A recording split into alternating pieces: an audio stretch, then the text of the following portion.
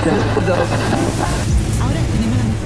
nós estamos vivendo hoje é que o homem deixou de ser o centro do mundo.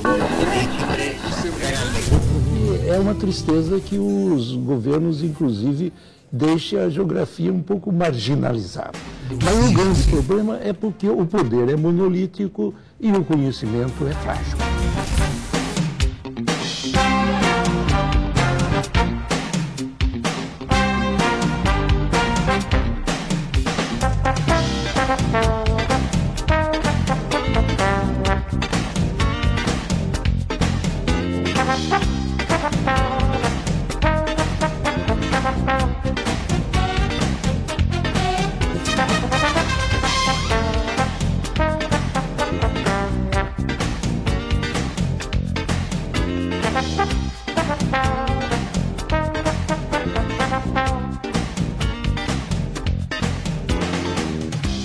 Bom dia, pessoal. Meu nome é Fabiola, sou acadêmica do 2º ano da Geografia Bacharel. Estamos aqui hoje para gravar mais um episódio do KD Meu Norte, sempre acompanhado dos melhores professores. Inclusive, hoje, nosso convidado é o professor Juliano, que veio até a caráter com a sua camiseta, né? Que eu adorei. Seja bem-vindo, professor. Bom dia, Fabiola. Obrigado, né, pelo convite. É um prazer, né, contribuir com esse projeto de vocês, né, que em outras ocasiões já elogiei, né, que leva o nome da nossa geografia, né, principalmente da União Oeste aqui, né, de Francisco Beltrão, para todas as pessoas. E um cumprimento, né, para quem está nos acompanhando aí também, né, Isso aí. Nas redes. Bom, professor, eu gostaria de fazer algumas perguntas, mas primeiro eu vou começar perguntando sobre a sua trajetória, né, e por que o senhor escolheu geografia? Né? Bom, vou tentar não me alongar, né, na história, mas eu sempre faço questão de reforçar, né, que quando eu ingressei na universidade, né, eu morava no interior, né, a gente chama de fundo de campo no Rio Grande do Sul, e as universidades públicas, né, eram muito poucas, né, década de 90, início dos anos 2000.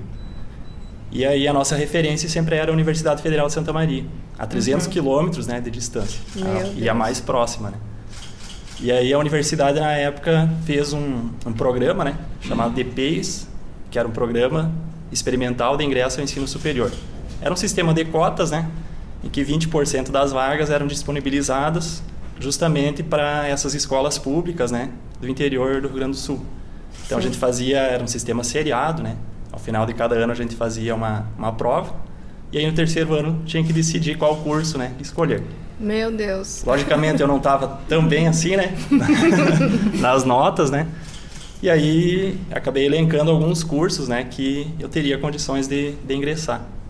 E aí a escolha da geografia foi justamente a paixão por mapas. Década de 90 a gente não tinha, né, smartphone, né, não tinha Google Earth, né, Waze, para olhar mapas, e eu lembro que meu pai comprava uns guias rodoviários, né? Meu Deus! Que eram os mapas impressos, né, de todo o Brasil, e eu passava horas ali olhando, né, calculando rotas, né, e medindo escala, e ali surgiu a paixão por mapas. Então a escolha da geografia, né, essa paixão por mapas. Tanto é que é a área que eu trabalho, né? Isso que eu ia falar agora. Que bacana! Bem legal, professor. Agora eu gostaria que você falasse um pouquinho sobre como podem ser utilizados o sistema SIG, tá? Para o desenvolvimento de trabalhos de análise ambiental. Sim.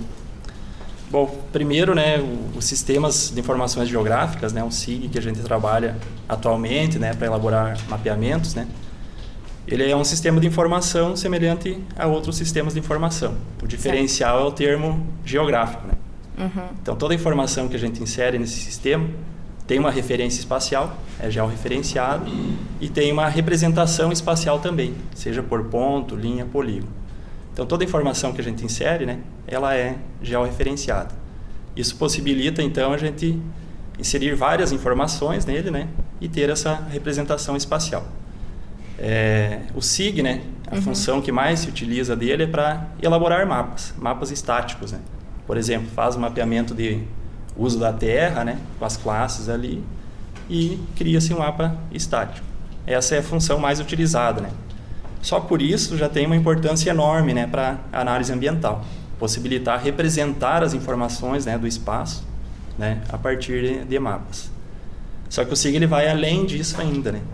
Ele permite, a partir de metodologias desenvolvidas, né, do campo do conhecimento que a gente chama de geoprocessamento, que é o processamento da informação, a gente consegue integrar várias informações para criar sínteses. Então, por exemplo, a gente pode fazer, falando do uso da terra, né, fazer diagnósticos do uso da terra, né, de vários períodos, e aí utilizar, por exemplo, um processamento que é o monitoramento. Então, faz monitoramento das mudanças de ocupação. Isso é utilizado, por exemplo, monitoramento de desmatamento, né, ou expansão agrícola, enfim. Outro tipo de análise, né, são várias análises, né, que é possível fazer, é o que a gente chama de avaliação multicritério. Por exemplo, identificar áreas de vulnerabilidade ambiental. Você pode fazer um mapeamento de uso da terra, do tipo de solo, a declividade, a hipsometria do terreno, várias informações. E aí, a partir de uma somatória, né, de todos esses fatores, a partir do SIG, você consegue elaborar uma síntese, né, que chega até um mapa de vulnerabilidade ambiental. Então, assim, você pode utilizar como um mapa estático, mas também o SIG pode utilizar técnicas de geoprocessamento, né, para elaborar síntese a partir de várias informações. Então, tem, além do mapeamento, né, para análise ambiental, a elaboração de mapas síntese, né, utilizando essa avaliação multicritério, também tem um valor enorme, né, para as pesquisas. Entendi. Bem bacana. Gostaria de saber também como a geografia e suas ferramentas podem se relacionar para a compreensão da qualidade de vida de um determinado local. Sim. Bom, partindo dessa compreensão do SIG, né, como uma análise, né, integradora de vários critérios, né, então pode-se também utilizar, né, para diagnosticar a qualidade de vida, identificar os diferentes níveis, né, das condições de vida das pessoas. Eu vou falar um pouquinho da experiência, né, que eu fiz no doutorado, né. Eu fiz o diagnóstico, né, da qualidade de vida da cidade, né, de Francisco Beltrão. Então, você, apesar do conceito de qualidade de vida ser subjetivo, né, você, a partir do diagnóstico de alguns critérios, né, das condições de vida de pessoas, você consegue estimar mais ou menos os níveis de vida, né, das pessoas. Sim. Então, por exemplo, você pode fazer um diagnóstico da renda média das pessoas, o grau de alfabetização, as condições de moradia, as condições de saneamento, a própria arborização urbana, né, as condições das vias, das calçadas nos passeios públicos. Então, são vários critérios, né, e você pode ir elaborando diferentes mapeamentos e depois somar tudo isso, né, a partir dessa análise multicritério, para chegar numa síntese, né, da qualidade de vida. Sim. E aí, no doutorado, sim, a contribuição, né, da minha pesquisa foi desenvolver uma metodologia em que eu fiz o diagnóstico, né, dessas condições de vida, utilizando critérios objetivos, que seriam dados, né, dados censitários, dados de coleta a campo, com a opinião das pessoas a respeito das condições de vida delas. Então, assim, eu fiz todo esse diagnóstico utilizando dados censitários e pesquisas a campo, né, ou mapas, né, já existentes, né, em relação à cidade. E aí depois fiz uma pesquisa de campo, né, uma entrevista com as pessoas, como elas imaginavam as condições de vida. E aí estabeleci correlações, né, entre essas condições objetivas, né, e essas condições subjetivas, que seria a opinião das pessoas. E aí, conforme essa correlação era maior, né, a opinião das pessoas se assemelhava mais com aqueles critérios, né, objetivos, o fator de correlação ele era maior. E aí eu atribuía um peso maior para aquela variável, né, que estava sendo analisada. Por exemplo, renda, né? Se as pessoas, a opinião delas em relação às condições eram semelhantes àquelas condições objetivas do diagnóstico de campo, tinham um peso maior. E aí, a partir disso, né, cada critério foi estabelecendo pesos diferentes, né, de acordo com essa opinião das pessoas. Então, desenvolvi uma metodologia, né, de análise multicritério, utilizando sistemas de informações geográficas, em que o peso, né, de cada variável era dado a partir dessa relação objetividade e subjetividade. E aí o título, né, final ficou, né, qualidade de vida na cidade de Francisco Beltrão, utilizando o SIG, né, aproximações entre objetividade e subjetividade. Muito então, bacana. assim, a gente imagina às vezes que o SIG, né, essa ideia que as pessoas têm, que o Sistema de Informação Geográfica ele é algo só para geografia física ou só para diagnóstico de dados numéricos, né? E aí, a partir desse trabalho, né, demonstra, né, que a potencialidade de utilizar o SIG é qualquer área da geografia. Isso. Seja geografia física, humana, né? Inclusive no ensino de geografia é possível utilizar. Muito bacana. Bem importante destacar essas possibilidades que né, se dão para trabalhar. Professor, eu queria perguntar também qual que é a importância da implantação do Sistema de Informação Geográfica na administração pública e se o senhor poderia dar exemplos. Sim. Bom, partindo desse pressuposto, né, que o SIG ele não é simplesmente um mapa estático, né, mas é um sistema de informação em que a gente consegue armazenar todas as informações e todas essas informações com referência espacial. Na administração pública, né, principalmente a administração municipal, você pode armazenar todas as informações do município, né, dessa forma espacial. Utilizando exemplos do que pode ser armazenado. Dados das estradas. Uma dificuldade, às vezes, que as prefeituras têm, Sim. é gerenciar essa questão das estradas rurais. Quando que foi feita a manutenção, qual que teve cascalhamento, onde que estão, né, os bueiros, né, que são aqueles dutos de água, né, Sim. onde tem canais de drenagem. E aí você pode mapear tudo isso, né, e armazenar no SIG. Além disso, né, pegando a questão da área urbana, esses exemplos que eu dei a qualidade de vida, né, as condições de vida das pessoas, a administração ela consegue identificar aonde que tem as maiores carências, né. Por exemplo, condições de habitação, onde que são as melhores condições de habitação, quais que são os bairros, né, que são mais precários nas condições de habitação. Certo. Se você fizer um projeto habitacional e tiver esse mapeamento, né, armazenado num SIG, você já tem praticamente o projeto, né, em andamento. Você consegue identificar aonde tem as carências e onde é necessário, né, digamos, aonde que é prioritário, né, um investimento em relação àquela determinada condição. Um exemplo, né, falando de exemplos assim, que a gente sempre utiliza é a cidade de Curitiba, né? Curitiba implantou na década de 80, né, os sistemas de informações geográficas para fazer todo o gerenciamento, né, da cidade. E quem conhece Curitiba sabe, né, a questão de planejamento, transporte urbano, arborização, Sim. parques, né? Então, assim, é uma ferramenta que auxilia, né, no planejamento de todas as questões, sejam elas urbanas ou rurais. E eu vou dar 2 exemplos daqui, né, de orientandos meus, né, que utilizaram o SIG para fazer o mapeamento de estradas rurais, né, e pontes, bueiros, né, que foi o João Rasolin, que fez no município de Ampere, e o Rodrigo Prestes, né, que fez no município de Marmeleiro. Sim. Então, eles fizeram todo esse diagnóstico das estradas, né, a partir de levantamentos, utilizando sistemas de posicionamento, né, por satélites. E aí, armazenaram isso num SIG e forneceram, né, essas informações para as prefeituras. Só utilizando esse exemplo deles, né. Digamos que o governo federal, né, às vezes abre editais, né, para elaborar projetos para manutenção de estradas. Então, se você tem isso no SIG, quantos quilômetros de estrada, qual a largura das estradas, o que necessita fazer de manutenção. Então, você já tem como comprovar, né, a necessidade, né, de investimentos. Se você não tiver nada, né, você vai fazer o projeto, vai escrever, tem estima, né? Mas se você conseguir demonstrar isso de forma espacial, né, é muito mais fácil, né, de você comprovar a necessidade. Outra questão, né, que pode ser utilizado.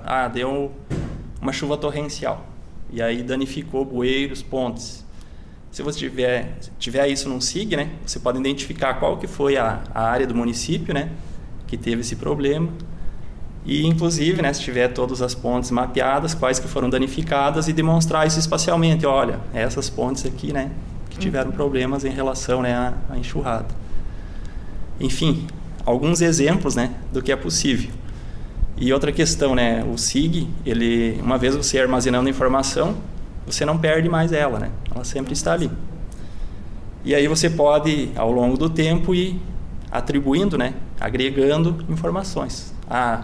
Mudou a rota da estrada, você consegue mudar, né, no sistema. Ou foi feito um alargamento da estrada, foi feito cascalhamento, pavimentação. Então, são informações que você só vai agregando. Então, você constrói, né, esse banco de dados no SIG e aí depois só vai atualizando, né, as informações. Bem bacana.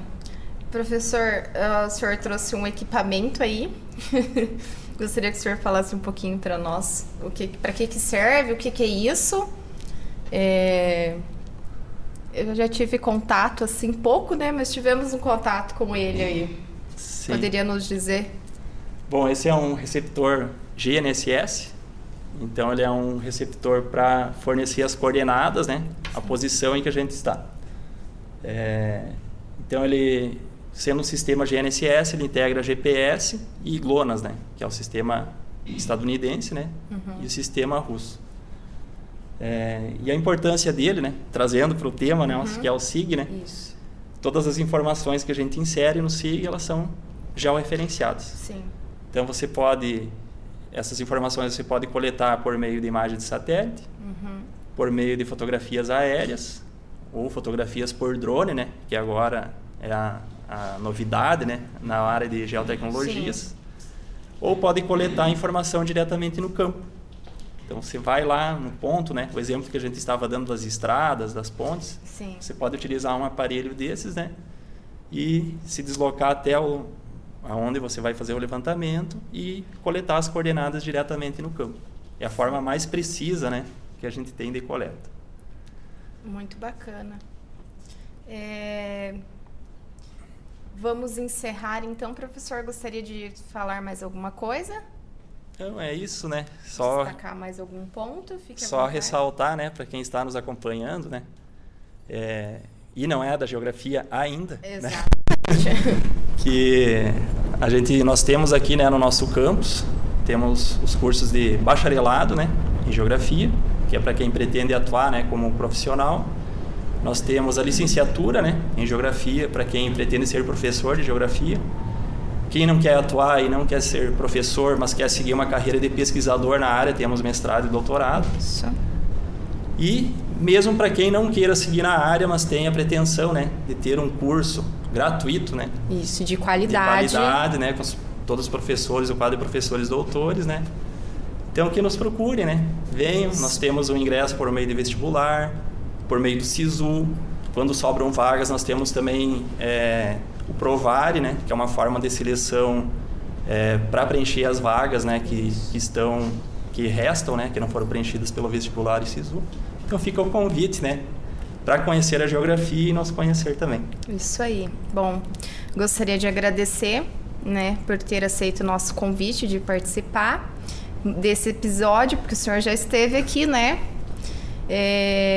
Foi um prazer bater papo contigo. Volte sempre, tá? E até mais, pessoal. Fica mais um episódio. Fica aí. Mais um episódio do Cadê Meu Norte? Esse você vai ter que cortar, porque eu falei mal.